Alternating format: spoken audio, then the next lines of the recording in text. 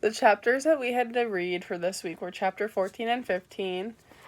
In chapter 14, it talks about the intellectual property, which are laws that protect property that is primarily the result of mental creativity rather than physical effort, categorized as trademarks, patents, and trade secrets.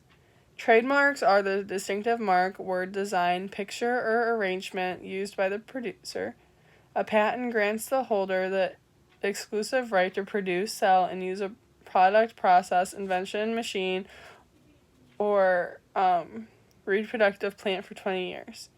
A trade secret is a process, product, method, or operation of a completion of information used in business, unknown to public, and gives business competitive advantage.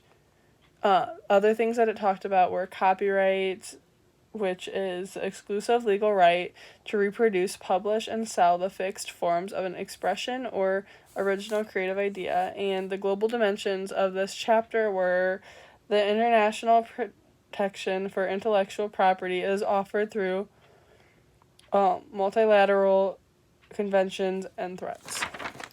And then in chapter 15, it talks about like the agency's creation duties, third parties, and stuff like that. So the agency is the relationship between two persons in which one acts on behalf of and is subject to the control of the other. Types of agency relationships would be the principal agent, employer-employee, or employer-independent contractor. The creation of the agency relationships would be express agencies, implied authority, ratification of the agent's previous acts by the principal, and apparent agencies.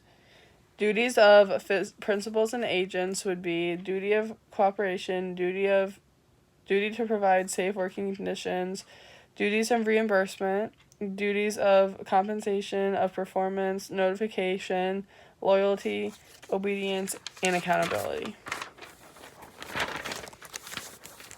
Third parties would be contractual liabilities, liabilities of disclosed, partially disclosed, or undisclosed principals, tort liability, and criminal liability.